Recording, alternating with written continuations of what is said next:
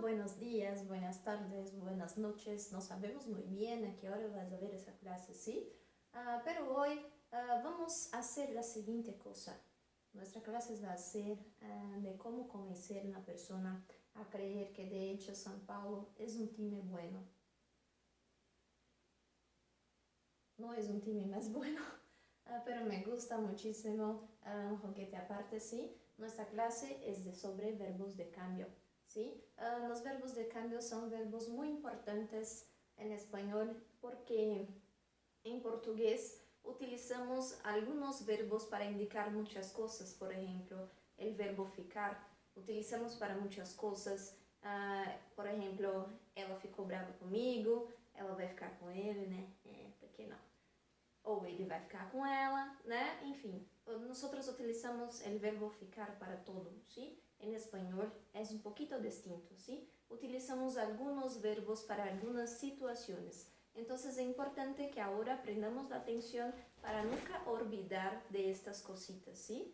Y siempre saber utilizar los verbos de cambio, que son verbos que utilizamos casi todo el tiempo en español.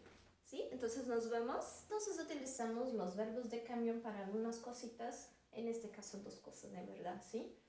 Utilizamos para decir los cambios de características o los cambios de estado del sujeto, ¿sí? Entonces utilizamos para estas dos cositas y es importante prender atención porque cada verbo de cambio va a tener un significado en la lengua española, ¿sí? Entonces nos vamos porque gramática es maravilloso, ¿sí?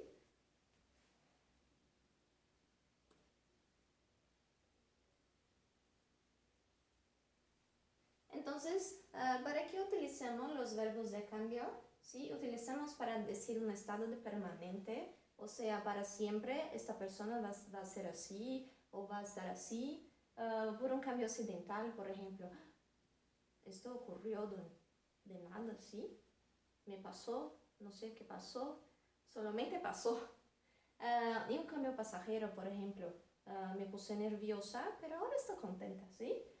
Y para indicar un resultado final, ¿sí? Entonces vamos a ver cómo esto funciona para cada una de las situaciones y también para cada uno de los verbos de cambio, ¿vale? Ojo, los principales verbos de cambio son pronominales, que esto significa que los verbos de cambio piden un pronombre, ¿sí? ¿Y cuáles son los pronombres en español? ¿Se acuerdan?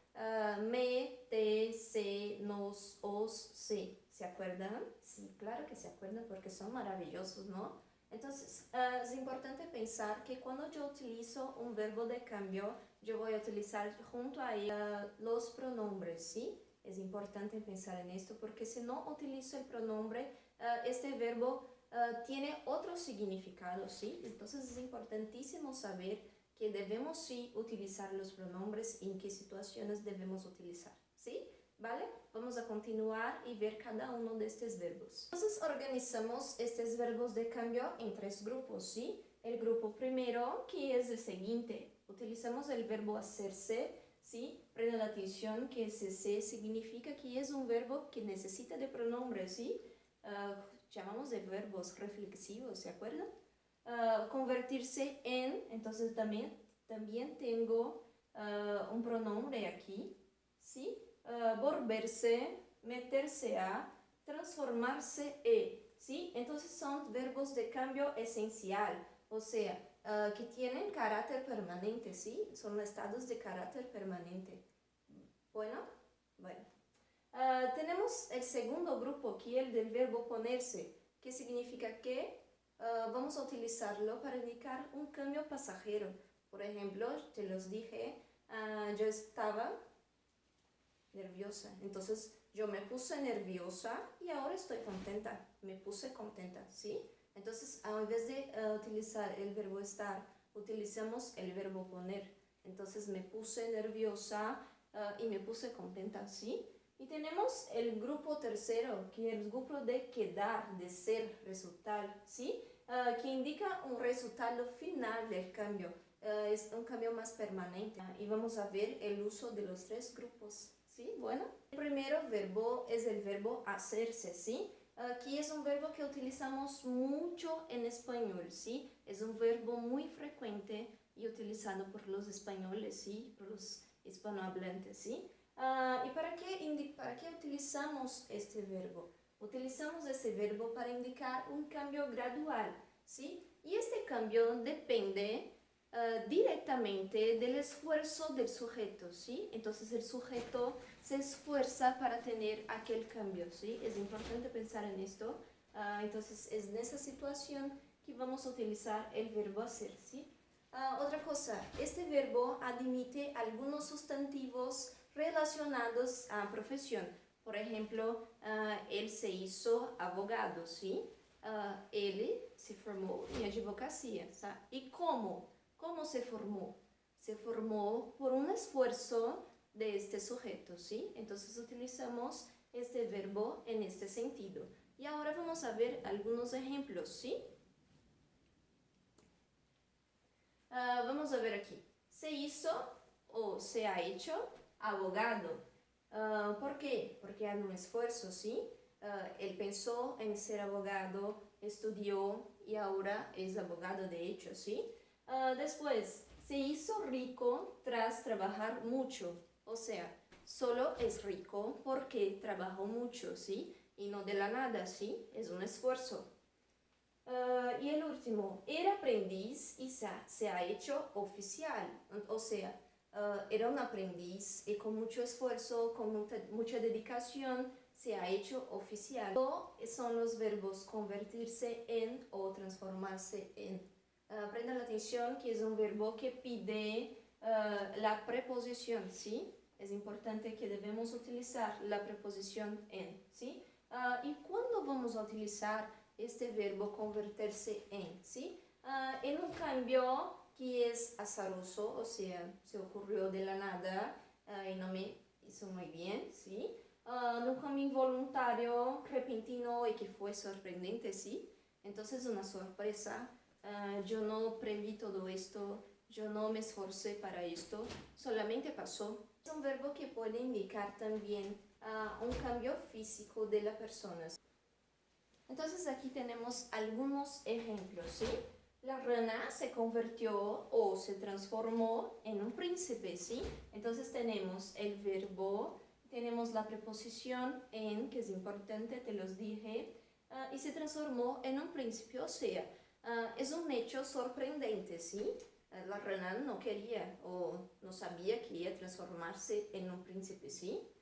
El segundo, la ciudad se convirtió en una verdadera metrópoli, o sea, la ciudad era pequeña, ¿sí? Y después de un tiempo se convirtió en una gran metrópoli. Y el último, el agua se convierte en vapor a los 100 grados, o sea, es físico o químico, no sé muy bien, no me entiendo. La ponemos en el fuego y hay esta transformación, ¿sí? Entonces el agua se convierte. Después, tenemos el verbo volverse, sí, es un verbo muy interesante, primeramente porque cuando vamos a decir que estamos locos, sí, como decimos estoy loco, al invés de usar el verbo estar, que utilizamos mucho en portugués, así como el verbo ficar, vamos a utilizar el verbo volverse. Entonces, cuando digo que una persona no está en su estado normal, yo digo, ella se volvió loca, ¿sí? Entonces siempre que yo voy a utilizar el adjetivo loco, yo voy a utilizar el verbo volverse, ¿sí? Para otras cosas también utilizamos, para indicar un cambio repentino que ocurrió de la nada, un súbito, ¿sí? Algo involuntario, definitivo, ¿sí? Porque generalmente cuando la persona es loca de hecho, ¿sí? Entonces indica este cambio más definitivo, un cambio esencial de sujeto. Por ejemplo, se volvió famoso de la nada, ¿sí? Es sorprendente, es súbito.